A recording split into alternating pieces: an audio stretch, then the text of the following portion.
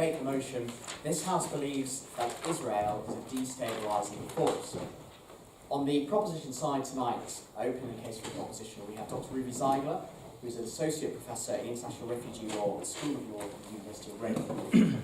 The second speaker will be Marika Sherwood, who is a Hungarian-born Jew, Holocaust survivor and anti-colonialist historian who has written extensively about the post-colonial period in such parts of the world as Africa.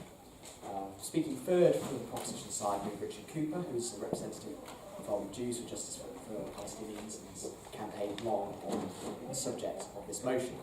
And then closing the case for the proposition, we will have Joe Beeson, who is a competitive debater at the Durham Union and a first year studying history at Cornwall College. Opening the case for the opposition will be Jason Perlman. Jason is a Deputy Director of the Henry Jackson Society and has held numerous staff roles across the Israeli government and is dashing off there, I believe, in the next few days. Speaking second for the opposition will be Jonathan Paris. Jonathan is a Senior Advisor at the Chertoff Group and Associate Fellow at the University of Buckingham. He used to be a Fellow at the Huston Institute and also St Antony's College, Oxford. He's an expert on these matters. Speaking third will be Georgina Mack, who is a Durham Union life member, Durham alumnus, and former Vice President of the University's Politics and International Relations Society. She also works for the Political Council at the Israeli Embassy and now works in Westminster. And finally, closing the case, submitting for the opposition, the basis of the whole will be Paul Chapman, who is the current President of the Zionist Federation of the United Kingdom and Ireland. Without further ado, therefore, it is a great pleasure to invite Dr Ruvi Ziegler to open the case and open the debate as a whole. Ruvi, the floor is yours.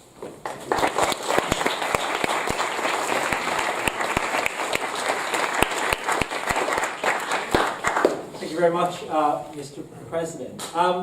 This debate takes place on the 51st anniversary of the Israeli occupation, which formally began on the 7th of June 1967 in the West Bank, including East Jerusalem. This is 51 years in which Palestinian life is controlled by foreign military and a government over whose actions they have no say. It's 51 years of what is supposed to be a temporary system that has morphed into a seemingly permanent regime with no end in sight.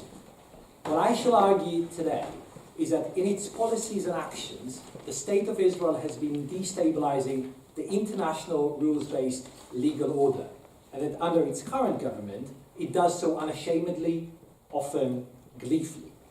My argument will proceed in 4 steps. I will first argue that Israel consistently breaches internationally binding resolutions, UN Security Council resolutions, and thus international law.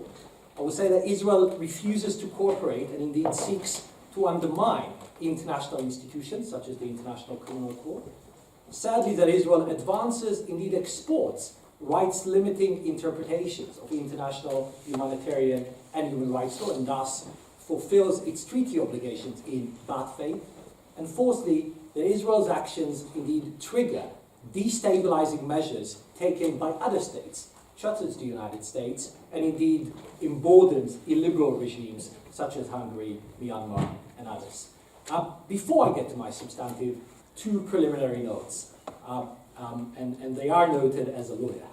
The first is that the question on the order paper is that Israel is a destabilizing force, not the stabilizing force. This is important because the fact that there are other destabilizing forces, including but not exclusively in the Middle East, is no answer to the case on this side. Nor is whataboutery, right, which the opposing side may try to resort to. It's no answer to say that some of these international institutions are neglecting other culprits, other violators of international law, or indeed that they disproportionately focus on Israel. The question is the merits of the breaches of international law by Israel. And secondly, you will hear different, divergent accounts on this side as to why Israel is a destabilizing force. You don't necessarily have to agree with all of them. Our purpose is, collective task on this side, is to argue that there are valid, legal, normative, empirical reasons for judging Israel to be a destabilizing force. So with that in mind, let me turn to the first point and talk about breaching binding international resolutions. Now the key point here is that I'm talking about binding resolutions. Those are resolutions passed by the UN Security Council. This means by definition that those were not vetoed, because the United States has veto power and it has not exercised it in those occasions. And this is just a select few cases of a very long list over the course of the last few decades of resolutions which Israel has found itself on the wrong side of and has not desisted as a result from its violating actions. The first being the invasion of Lebanon, UN Security Council Resolution 425 in 1978. This has led to effectively 22 years of, in one form or another, occupation of the south of Lebanon by Israel. And that has stopped unilaterally by Israel in 2000, not as a result of any international effort. The annexation of occupied East Jerusalem, Resolution 478 in 1980. Now, you will note the debate in recent months over the moving of the American embassy to Jerusalem. But that, of course, is the moving of the American embassy to West Jerusalem. Because even the United States, even under Donald Trump, does not recognize East Jerusalem as part of Israel. But, of course, the Israeli state has annexed that part of the West Bank and has made it part of Israeli sovereign territory, an act that none of the other actors in the international community recognizes. Sadly, the deportation of 415 Palestinians to Lebanon, a breach of Article 49 of the Fourth Geneva Convention, Resolution 799 in 1992. And fourthly, and most importantly, of course, settlement building and expansion. This is a clear breach of Article 49.6 of the Geneva Convention, and this is something the UN Security Council just very recently, in December 2016, has found to be a flagrant violation of international law and a major obstacle to the achievement of a two-state solution. Now, this is where we are. Those are all resolutions that, in the eyes of the international community's main arbiter of international peace and security, are deemed to be breaching that international peace and security and hence call for actions by other member states, yet Israel has not ceased. And this really links to the second point, which is that Israel refuses to cooperate with and seeks indeed to weaken international institutions. So in 2003, when the General Assembly passed a resolution asking the International Criminal Justice, the most important international body in the world, to issue an advisory opinion on whether the barrier or the wall built in the West Bank is a breach of international law, Israel's approach wasn't to contest the case and say, well, we believe under international rules our actions are justified. It was not to show up to the hearing. And then once the advisory opinion was issued, to try and delegitimize it by saying that this is a resolution or an opinion that was sanctioned by a body that didn't have sufficient information.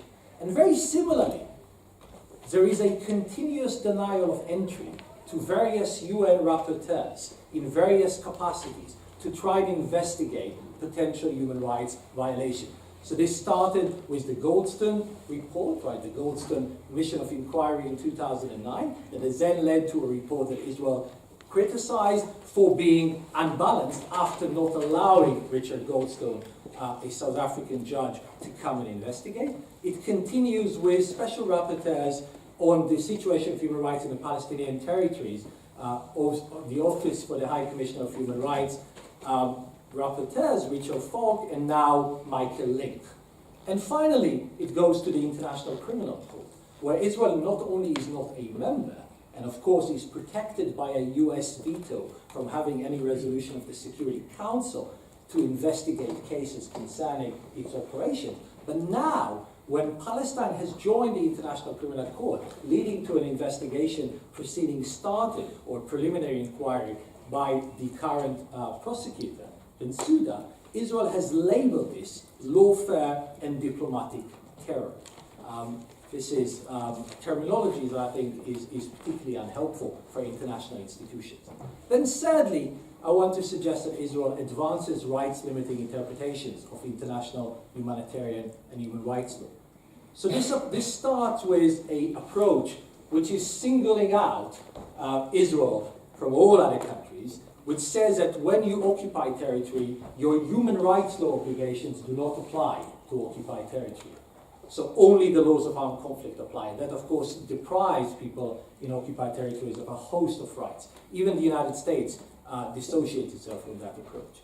It's the idea that house demolitions could be done in occupied territory as a deterrent. So you can destroy a house of family members of somebody who committed an offense. It's the idea that you can create a sad category in international law where civilians can both not enjoy prisoner of war status and can be targeted at any given time as a legitimate target just because they are members of an organization proscribed as a terrorist organization. So various examples where the approach Israel has taken to its treaty obligations have been restricted. And then finally and fourthly, Israel's actions trigger destabilizing measures undertaken by other states. So the fundamental obvious example is the 43 instances in which the United States has exercised its veto power. Now you might say, well, this is built into the treaty, and so this is not a destabilizing feature. But actually it is, because the point is that this is a permanent Security Council member stopping what is the will of the international community. Just think about the way Russia has been using its veto power in respect of Syria, and how we in this country find this to be a destabilizing element in the international community. And of course, the Jerusalem embassy move needs speaking no further. Now, I want to finally suggest that this is also a behavior, because Israel is deemed to be a Western democracy with a functioning rule of law, that is then encouraging the actions of other illiberal regimes, right? So Hungary is a very classic example where laws like the laws against NGOs, against George Soros, are inspired by some legislation that has recently been passed in Israel, and I'll conclude soon. Or the criminalization of assistance to asylum seekers, and perhaps most egregiously, just last week, a minister from Myanmar, a country who is now engaged in ethnic cleansing of the Rohingya to Bangladesh, has signed an arrangement for an educational program to teach about the Holocaust, which seems to be rather preposterous. So what I've suggested, Mr. President, is that Israel has been both consistently breaching binding international resolution, has been refusing to cooperate with international bodies, has advanced a rights-limiting interpretation of international law, and has caused other states to be engaged in the breach of international law. For all these reasons, I think it is correct to view Israel as a destabilizing force for the international legal order, and I'd like to move the motion. Thank you.